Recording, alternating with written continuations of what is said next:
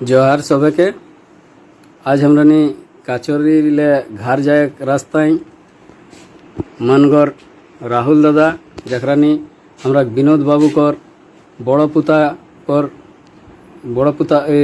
विनोद बाबू कर बड़ पुता राजकिशोर बाबू कर पुता लागत और धनबाद काचोरी नाम जज का एकरानी वकील लागत और एकरानी लॉयर LLM हेकत। तो एकर आगू माने विनोद बाबू कर हमरा कुर्मी जनजाति सूची शामिल होवे जे मांगटा सेटा लेके ओकरा कर किना सोच रहे ना ओकरा किना लड़ाई लड़ला हाथ और ओकरा कर घरक जे ओकरा कर निजे नाती मनगढ़ राहुल दादा एकरानी एकर लेके दुईटुम कथा। तो हमें कथाटाके एकर बाद हिंदी उचराव जैसे सबाई बुझे पारिया।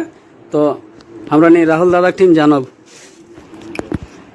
जोहार दादा, जो ये सुबह से एक रूमर उड़ रहा है कि विनोद बाबू कुर्मियों की जनजाति सूची में शामिल होने की लड़ाई कभी नहीं लड़े या ये आंदोलन उन्होंने कभी नहीं किया, इसके बारे में क्या सच्चाई है? आप ही की जुबानी हम लोग सुनना चाहते हैं, आप जरा सा बताइएगा।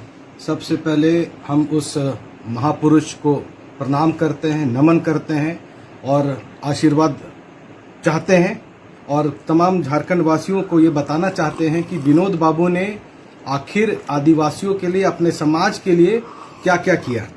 सबसे पहले ये बताना चाहेंगे कि जो कहानी है, जो लोग, जो जितने झारखंड आंदोलनकारी है, वो सही माने में आपको बता पाएंगे कि समाज के लिए विनोद बाबू ने क्या क्या किया। कुर्मी समाज को आदिवासी में लाने के लिए जो उनकी लड़ाई थी, वो शुरू से थी।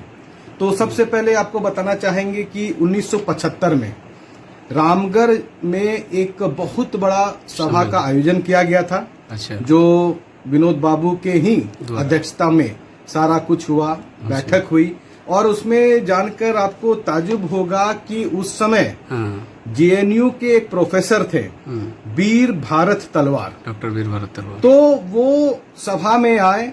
विनोद बाबू का मांग पत्र था कि भाई कुर्मियों को पुनः ST में शामिल किया जाए, क्योंकि उनको किस कारणवश से डिलिस्ट किया गया है, भारत सरकार के पास भी जवाब नहीं थी।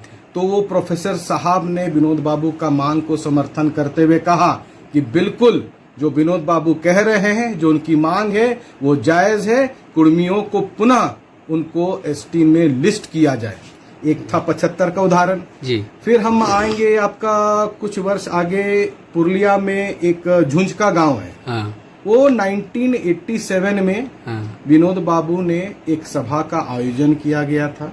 उस सभा में मुख्य मांग ये था कि कुर्मियों को ST में पुनः शामिल किया जाए जी। और एक बात बताना चाहूंगा कि उस समय आपका जो मुख्य अतिथि के तौर पे विनोद बाबू ने बुलाया था, वो थे राम रतन राम, जो रांची के पूर्व सांसद भी रह चुके हैं और उस समय वो SC ST भारत सरकार का सेल का वो चेयरमैन भी थे। अच्छा।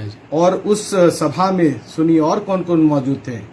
शिबू सरन जी मौजूद थे जी। वहाँ के सांसद हुआ करते थे देवेंद्र महतो जी, वो भी वहाँ मौजूद थे। और 2 से 3 लाख की भीड़ में, इन सभी की उपस्थिति में विनोद बाबू ने मांग पत्र जो है राम रतन बाबू को दिया और राम रतन बाबू ने भी स्वीकारा कि मैं जल्द से जल्द आपकी मांग को पूरा करने के लिए प्रयास करूंगा। ये तो हो गया 2 स्टेज हम लोग का आगे बढ़ने का। उसके बाद रांची में भी लोवाडी में भव्य कार्यक्रम हुआ, जिसमें विनोद बाबू का मांग था कि कुर्मियों को पुनः ST में शामिल किया जाए। और तो और मैं एक चीज दिखाना चाहूंगा, जब विनोद बाबू का 25वां जयंती था, तो मेरे पिताजी स्वर्गीय राजकिशोर महतो, पूर्व सांसद, 25वीं पुण्यतिथि में ये प्रभात खबर में ही, ये आप देखना चाहेंगे तो ये तारीख है 18/12/2016 की। 18/12/2016। उसमें सब बड़े अक्षरों में क्या लिखा हुआ है, आदिवासी के रूप में जन्म हुआ था विनोद बाबू का।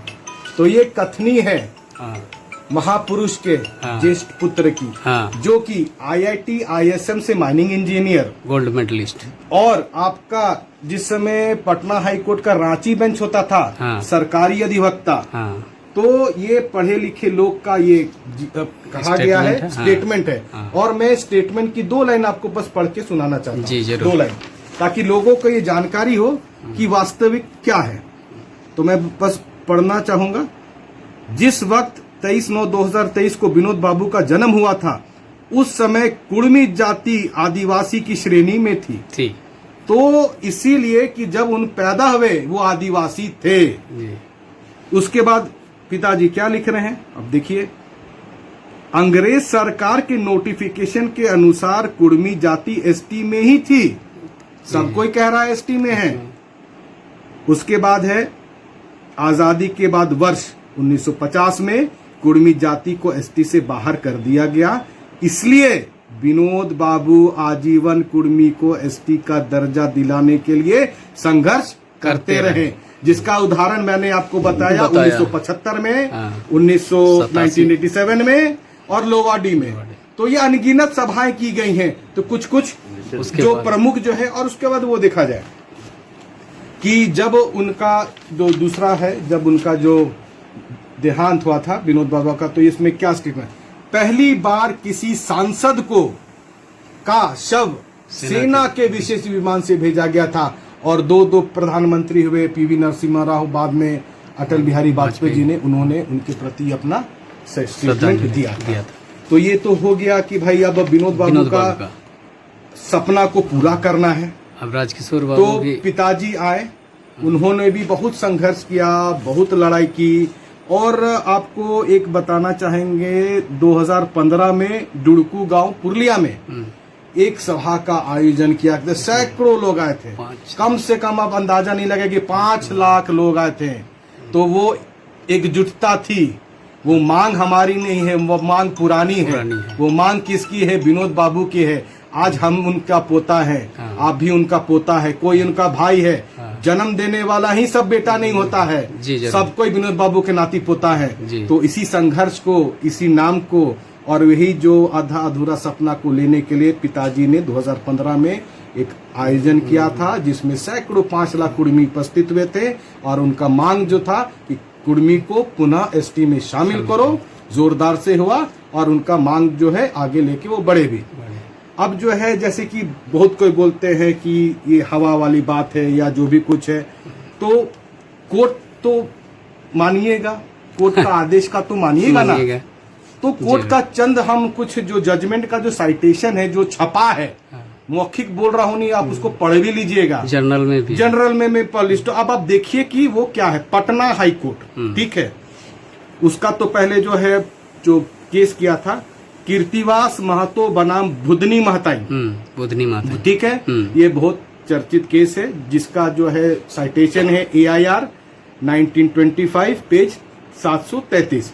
अब उसमें क्या लिखा गया है, जो जज साहब ने क्या आदेश किया है, जरा भी संदेह की गुंजाइश नहीं है कि मानभूम जिले के कुड़मी महतो आदिम ट्राइब है। बोलिए, तो जब जज बोलता है तो किसी का क्या बोलने का रह गया। और जज जो बोलता है वो संविधान के अनुसार बोलता है एकदम। एक तो एक और सुना देते हैं आपको। दूसरा केस लॉ है, क्या है वो, गणेश महतो बनाम शिवचरण महतो, जिसका रिपोर्टिंग है AIR 1931 पेज नंबर 305। जज क्या बोलते हैं, एक छोटा सा लाइन है, कुड़मी आदिम जाति है। जिससे क्या साबित होता है कि हम कौन है। जब हमको कोर्ट बोलता है, कोर्ट से तो बड़ा आज का डेट में भारत में कुछ नहीं है, संविधान से बड़ा कुछ नहीं है, और वो विधि संगत बोल रहा है। और हम लोग संविधान का पालन करते हैं। इसलिए हमारा मांग जो है एसटी का, विनोद बाबू का, संवैधानिक तौर से शुरू से लेके अंत तक है। और उनका अधूरा मांग को हम लोग आज भी उनके नाती पोता है, आगे लेके जाएंगे। और जब तक नहीं मिलेगा तब तक हम लोग लड़ाई लड़ते रहेंगे, वो भी संवैधानिक तरीका से। एक और उदाहरण बता देते हैं आपको, हरकनाथ ओहदार बनाम गणपत राय, ठीक है, 1941 AIR में पेज नंबर 625 क्या बोला गया है, जज साहब ने क्या बोला, कुड़मी ओहदार का परिवार छोटा नागपुर का एक आदिम जाति से आता है। भाई साहब, ये हम लोग का कुड़मी का एक गोष्ठी है। तो जब गोष्ठी भी है, पूरा जाति ट्राइबल है, तो कौन बोलता है कि हम लोग ट्राइबल नहीं है वैसा। और लड़ाई नहीं, लड़ाई ये लड़ाई है, ये संवैधानिक भी लड़ाई है। ये जब बोलते हैं ना हक के लिए जब लड़ना पड़े तो आदमी सड़क से लेकर सदन तक भी जाता है। एक और बता देते हैं आपको, चलिए कलकत्ता हाईकोर्ट का ही बता देते हैं। गणेश महतो बनाम बिपिन मांझी 1986 का जजमेंट है। अच्छा, एक लाइन छोटा सा बोला गया है, जैसे कि सीएनटी में होता था ना, परमिशन लेना है, अपना अपना कास्ट कहीं जमीन बेच सकता है, तो उसी पे जजमेंट गया था। तो जजमेंट में क्या बोला गया है, जमीन बेचने एवं खरीदने वाले दोनों ही कुर्मी जाति, कह लीजिए मातो मांझी भाई भाई, तो जज भी बोल दिया भाई भाई, तो खरीद बिक्री कर सकता है। तो ये तो चीज है, ये अनगिनत संवैधानिक अधिकार दोनों ही आदिवासी समुदाय से आते हैं और सब आदिवासी समुदाय से, तो ये तो छोटा सा चीज है। ऐसे बहुत सारे जजमेंट है, तो किसी को दिग्भ्रमित करने की आवश्यकता नहीं है। लोगों को उत्साह बढ़ाने की आवश्यकता है कि जो लोग छोटे छोटे बच्चे जो ट्रेन में रेल के पटरी के सामने अपनी मांग को रखने के लिए सुबह से लेके दोपहर तक, दोपहर से लेके शाम तक, शाम से लेके रात तक और सुबह तक भूखे प्यासे एक ही मांग के लिए थे। वो क्या मांग था कि पुनः कुर्मी को एसटी में शामिल करो, और ये मांग किनका था, विनोद बाबू का था। आज सब उनके परिवार के लोग खड़े हैं ताकि उनका सपना कहीं ना कहीं हम लोग साकार कर सके। तो इसलिए आइए हम सब अपने समाज के लोग इकट्ठा हो और जोरदार एक आंदोलन हो, संवैधानिक भी हो, अगर हो सके तो सड़क से सदन तक भी हो। जी, जोहार दादा, बहुत बहुत धन्यवाद।